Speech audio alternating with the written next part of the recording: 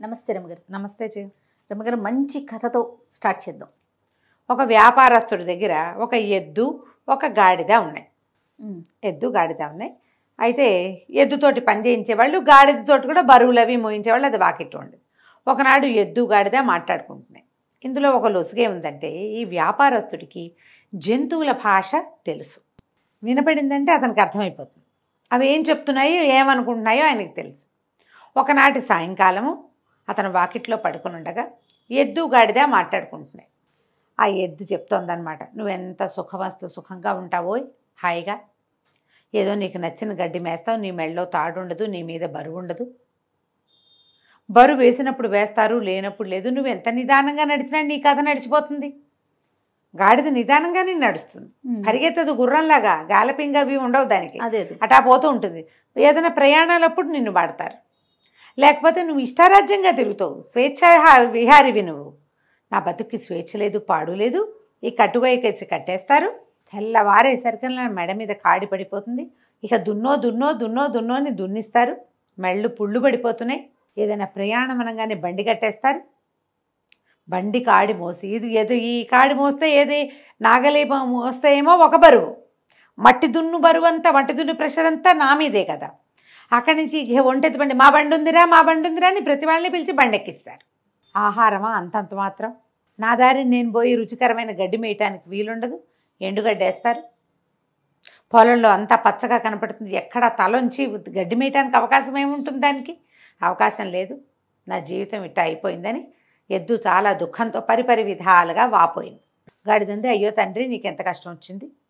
ఓ పని చెయ్యి, రేపొద్దున తోలుకెళ్తారు కదా, నువ్వు నడవడం మానే, కూలబడిపో, ఆహారం మానేసి, తిండి తినద్దు.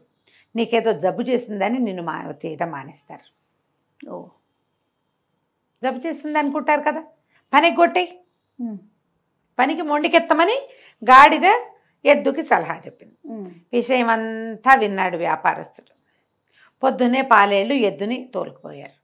తోలుకెళ్ళేసరికల్లా ఎద్దు ఇట్ట ఘాట్లోకి వెళ్ళంగానే, అదే చేలోకి వెళ్ళంగానే కూలబడిపోయింది. ఎంత కొట్టినా, ఎంత కేకలేసినా లేవల. మోకాళ్ళది కాళ్ళు ఇట్లా మడిచేసింది, బుర్ర పక్కకు వేళ్లాడేసింది. ఏం చేయాలి? సరే, వాళ్ళు ఏం చేశారు, దానికి ఏదో మందు పెడదామని ట్రై చేశారు. మందుకు పుచ్చుకోలేదు, మంచినీళ్ళు తాగలేదు. అతి కష్టం మీద నలుగురు కలిసి లేవదీసి ఎట్టా ఆగొట్ట ఇల్లు పొలము దగ్గర ఏమన్నా ఇంటికి తోలుకొచ్చి బీట్లో ఈ ఘాట్లో పెట్టుకుని పడేశారు. లోపలికి పడేస్తే అది హాయిగా అక్కడున్న గడ్డి నెమరు వేస్తూ సుఖంగా విశ్రాంతిగా కూర్చుంది ఎద్దు. ఆయన అన్నాడు, అరే ఎద్దు ముండికేసింది కదా, గాడిదని గట్టండ్రా అన్నాడు. అనగానే హడిలిపోయింది గాడిద. ఎక్కడికి తీసుకెళ్తున్నారో దానికి అర్థం కాల, దానికి తెలియలా ఏం చేయబోతారో. సరే, బయటికి తీసుకెళ్ళి గాడిద మేడ మీద కాడేసి దాంతో దున్నిచ్చారు. సాయంత్రం అయ్యేసరికి గాడిదకి గూట్లోకి వచ్చినాయి. దానివల్ల అవ్వలేదు. అంతేగా, ఇంత బరువేట. ఎద్దు ఎంత ఎత్తు ఉంటుంది, ఎంత బలిష్టమైంది. గాడిద ఎంత ఉంటుంది దాని బతుకు పాపం. అక్కడి నుంచి ఈయన అన్నాడు, రేపటి నుంచి ఎద్దెటాకు మూలపడింది కాబట్టి గాడితోటి దున్నిద్దాం, దాన్ని అక్కడే ఉంచేసేయండి ఎద్దుని, దీని సంగతి చూద్దామన్నాడు. గాడిదకి అర్థమైపోయింది, అమ్మో వీళ్ళు ఇదే చేయబోతారని. ఒక్కొక్కళ్ళు వచ్చి ఊరిని గాడిద భలే దున్నింది అని మెచ్చుకోవటం. అంటే రేపటి నుంచి వీళ్ళు ఇదే పని చేస్తారుగా. అంతే. అక్కడి నుంచి సాయంకాలం అవ్వగానే ఇది సూర్మి అలాగా ఏడ్చుకుంటూ వెళ్ళింది గొడ్లశాలలోకి. వెళ్ళేసరికల్లా అక్కడ ఎద్దు విశ్రాంతిగా కాళ్ళు చాపుకుని పడుకుని గడ్డి నెమరు వేస్తూ రెస్ట్ తీసుకుంటాం.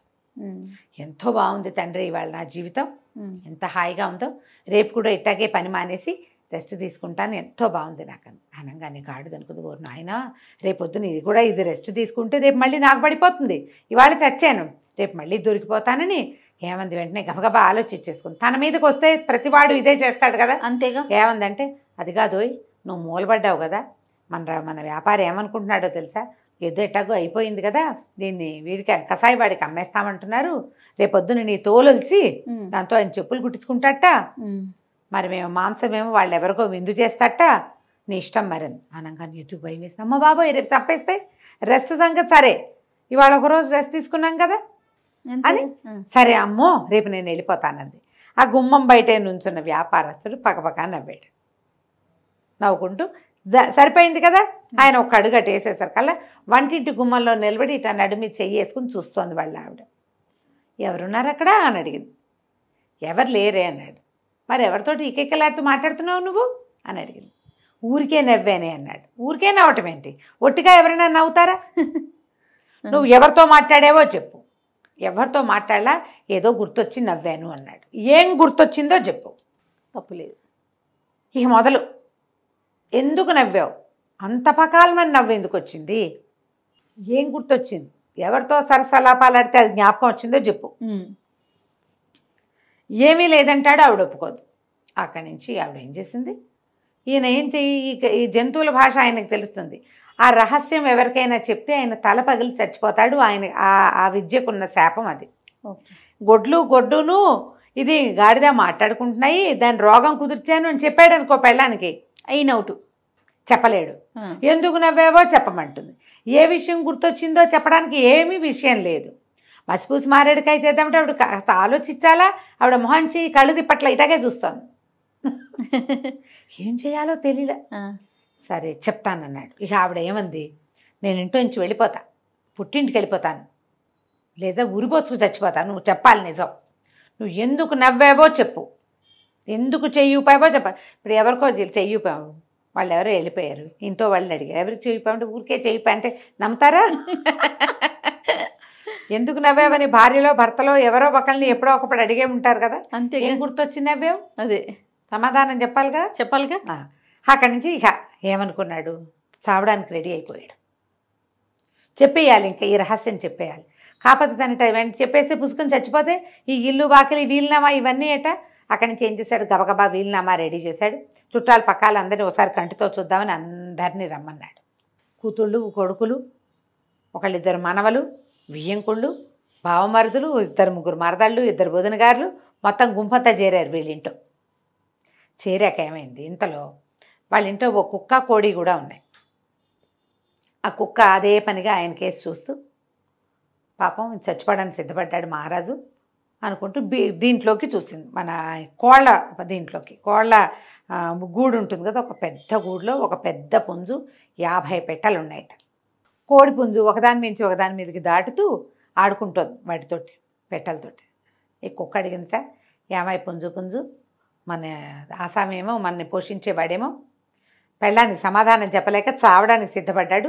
నువ్వేమిటయ్యా అంటే, చక్కగా 50 మంది పెట్టెల్ని భలే మెయింటైన్ చేసినావో, ఆయన ఒక్క పెళ్ళాన్ని మెయింటైన్ చేయలేకపోతున్నాడు.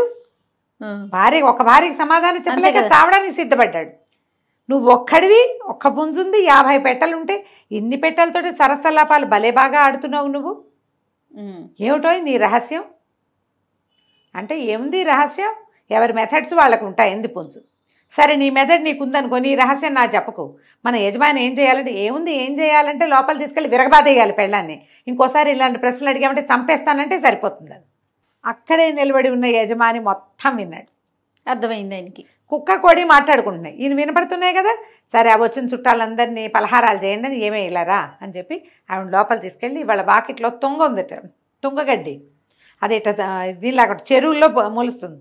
2 పోసలు లాక్కెళ్ళి లోపల తీసుకెళ్ళి చితబాదేశాడు పెళ్ళాన్ని. నేను ఎందుకు అయినా నవ్వుతా, నువ్వు నన్ను అడగడానికి వీల్లేదు, చచ్చినా చెప్పండి.